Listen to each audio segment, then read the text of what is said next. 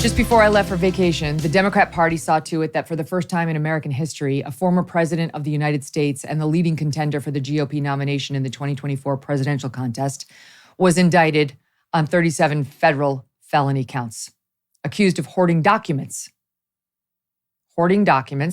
relating to the national defense and then of obstructing the Fed's efforts to get them back. The indictment is troubling on its face, there's no doubt, but here's the bottom line. It cannot be seen in a vacuum. Let's assume Trump did violate the law, rather flagrantly. Should he be prosecuted? Well, you can't answer that without knowing the rest of the story. Like all the chapters leading up to the moment the DOJ made a federal case out of Trump's behavior. The Russia hoax, which handicapped Trump's 4 years in office, in which the Democrats, including the FBI and the press, engaged in an extended campaign to steal his first term, disparaging him daily, accusing him of treason, essentially, and prosecuting the people around Trump as alleged Russian agents in a dishonest, trumped-up, politically motivated effort to undermine his entire presidency. When all of that was officially chronicled by special counsel John Durham, the left yawned. No accountability, no horrified moral judgments, just to move on. When the GOP-controlled House censored Democrat Adam Schiff last week for his outright lies about the intelligence he claimed at the time to have seen in Russiagate, lies that help mislead and confuse a nation and divide us at the core, he said he wore their contempt as a badge of honor. But Trump's document cache, that's supposed to really incense us. They tried to impeach him twice. They worked, we now know, through the supposedly nonpartisan FBI to suppress negative information about Joe Biden and his corrupt son, Hunter, in the lead up to the 2020 election. The CIA helped, working with the Biden campaign to corral so-called intelligence experts to assure us that the Hunter Biden laptop was a Russian plant. Attorneys general like Letitia James in New York sued Trump repeatedly, trying to shut down his entire business.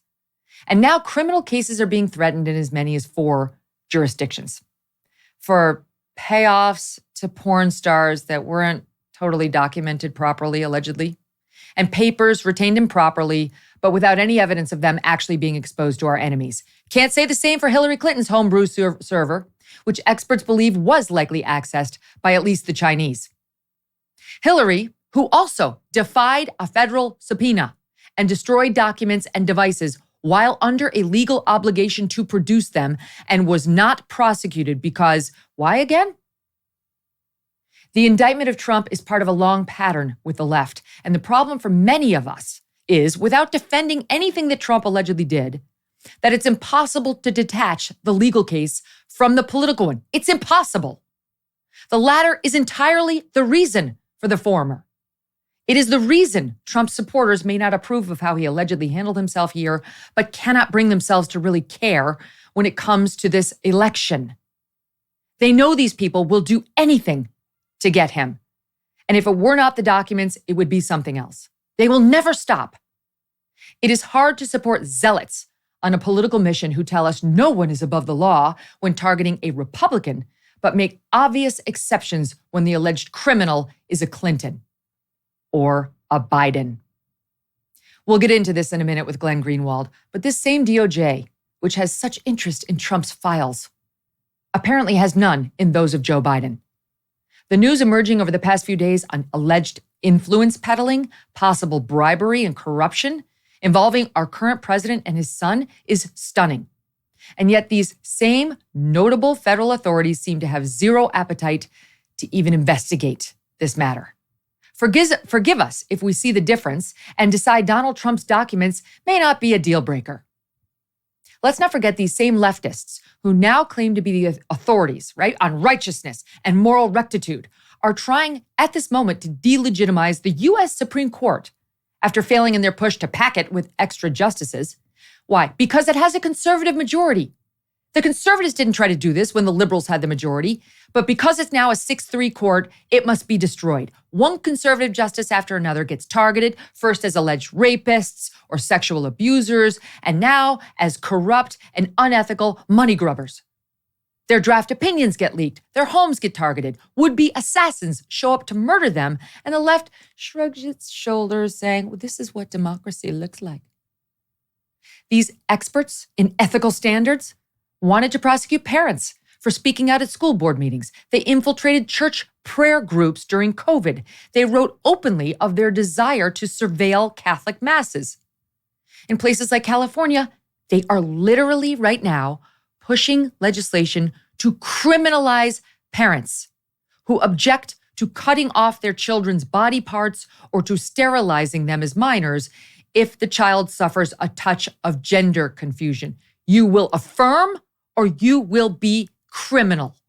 That's what's happening right now in California. We'll get to it. These are our moral betters. They lie to push their inclusive and tolerant agendas, like forcing girls to compete against boys in sports, even when it might be dangerous, never mind unfair. Did you see the loon who heads up Human Rights Watch last week, testifying about fairness in athletics, trying to say no man could ever beat Serena Williams in tennis, and that it is a lie to suggest otherwise? Riley Gaines thankfully was there at the moment and promptly shut that nonsense right down. Women you and don't some that believe are that a biological male has a physical advantage in sports over a biological female? Not as a definitive statement. Well, I can say that, there's been this news article about men that think that they could beat Serena Williams in tennis, right? That they think that they could actually score a point on her. And it's just not the case. She is stronger than that. What's your experience, Ben? Male, female? Both Serena and Venus lost to the 203rd ranked male tennis player, which they're phenoms for women. My experience, my husband, he swam at University of Kentucky as well. In terms of accolades and in terms of national ranking, I was a much better swimmer than him. He could kick my butt any day of the week without trying. This woman doesn't know what she's talking about, this human rights campaign woman. And by the way, she controls corporate America, so it's a problem. She doles out the equity scores, to which our moneymakers have become so beholden. This group used to just support gay rights, like same-sex couple insurance benefits. That makes sense. Now it wants to demonize anyone who won't say she about a man prancing around the office with a beard and a bulge in his pants.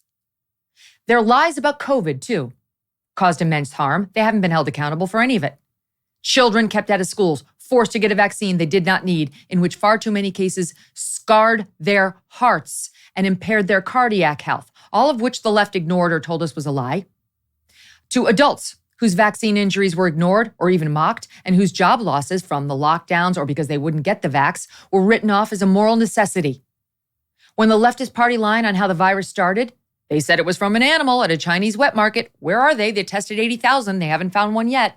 When that got questioned, they once again tried to shut down all debate. Now that the evidence has become undeniable, they ignore it or publish headlines claiming it'll just never be clear. That's what the New York Times wrote last week.